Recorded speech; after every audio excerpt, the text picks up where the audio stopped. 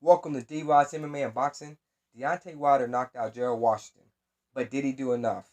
This is my post-fight review. So basically, Gerald Washington did all the right things for the first 4 rounds. He took the fight to Deontay. He used his jab. He was the aggressive fighter, and he made Deontay look like he was the challenger and not the champion. And that's all. And that all was exactly what he needed to do. I felt like he out hustled him, and he won the 4 rounds easily. Now, like I said, he's a 4 round fighter. This is no disrespect to the man at all. A lot of times when a fighter reaches a 30-year mark, or it's so hard to break him out that mode. It's after a while some things become instinctual, and he has a lot of 8 round fights, and he just basically he did good for four rounds, but the fifth round, that's when you start seeing Joe Washington do what he did against the lower caliber fighters, and he paid for it. And I want people to understand this. When I say stamina issues physical and it's mental. And I've experienced this. Um, I've never got tired in any type of sparring or when I was young and in my prime, but I never got tired from actual fighting situation. But I have got mentally exhausted. And I remember one time going up against someone who was better than me, and I was doing so good, and I thought to myself, man, I'm making this guy work over here. And then as that guy began to increase the intensity, and I started to try to keep up, and my brain was scrambling, trying to stay ahead of him. I started to feel myself emotionally just come down. I'm trying to figure out what's happening here, what's going on, why my body not responding the way it should, and I started to get mentally fatigued, and that's when that guy took over. And it was a lesson that I learned, and it benefited me later on. Now the reason why I say that is because in the fifth round, Joe Washington, his mouth was open, but I don't think he was completely physically exhausted.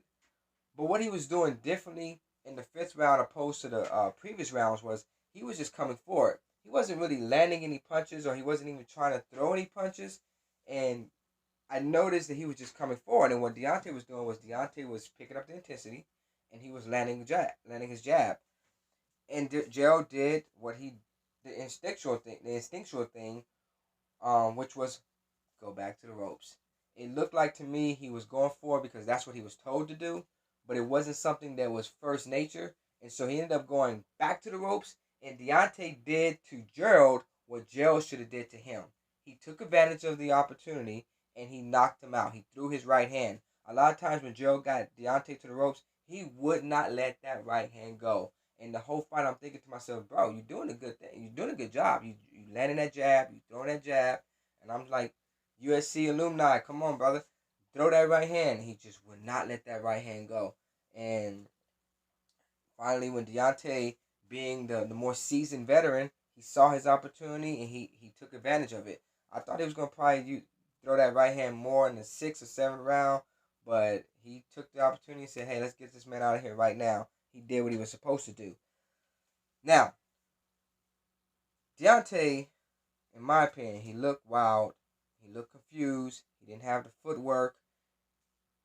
He just didn't look like the WBC champ out there today. And a lot of times, it's size. For example, when Lennox Lewis fought Vitaly Klitschko, Tyson Fury versus Vladimir Klitschko, a lot of times when these bigger guys face each other, they have a hard time adjusting and getting used to just the size.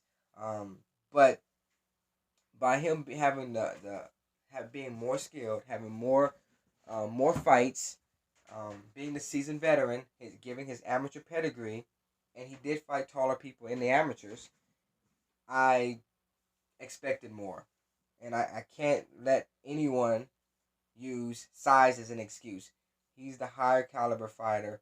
He has the better pedigree. He was the one that was supposed to look sharp in there, and not Gerald Washington.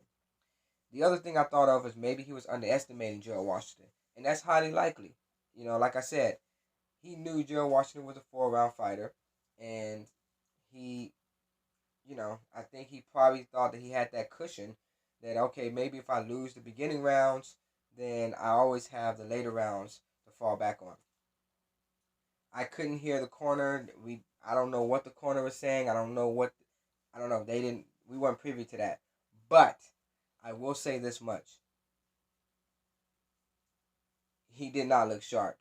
Even if he did underestimate him, he did not look sharp. He was reacting to Gerald opposed to Gerald reacted to him. And a lot of times when a fighter is trying to wake someone out, they can still control the fight by using the jabs and not allowing um, just looking a lot smoother. Basically, he looked like he was confused in there, and a lot of times he would close his eyes when Gerald would land strikes on him. He would close his eyes, or when Gerald was coming forward, he'll close his eyes, and if he wanted to throw a punch, he would close his eyes, and that was kind of weird.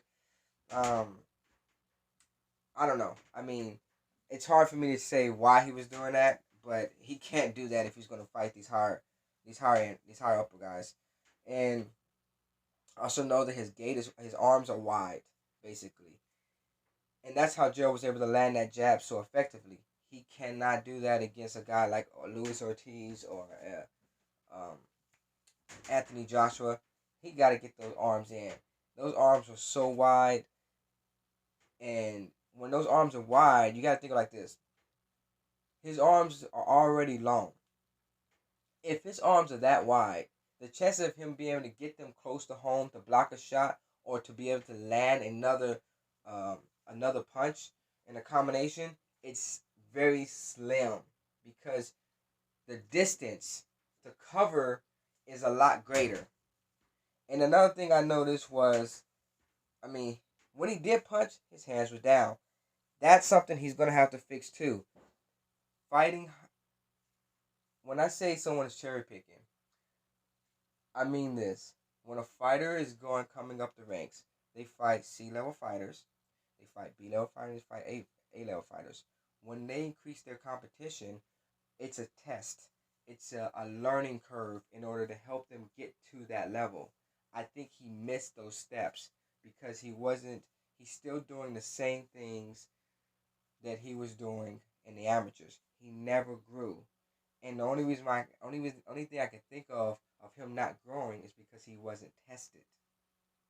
Had he been tested and fought someone that was little bit more skilled, then he would have been able to pick that up as he went along. He didn't do that, and Gerald Washington kind of exposed him a little bit. Um, but I'm not gonna go too much on that because a lot of times these guys, when they fight lower end guys, they're not mentally in the fight and they don't train properly because it's hard to get prepared for someone that it's hard to get prepared for someone that you know that you can beat. However, um, he did his thing. A victory is a victory. It's in the win column. Now he gets to fight for that big payday against Anthony Joshua. I know he's gonna have to fight him. He can't continue cherry picking because it's pay up time. You know what I mean? The promoter is saying it's time to pay up. We put the investment in. It's time to see that reward come in, and I look forward to seeing him fight Anthony Joshua or Luis Ortiz. I think he has a good shot against Luis Ortiz, to be honest with you.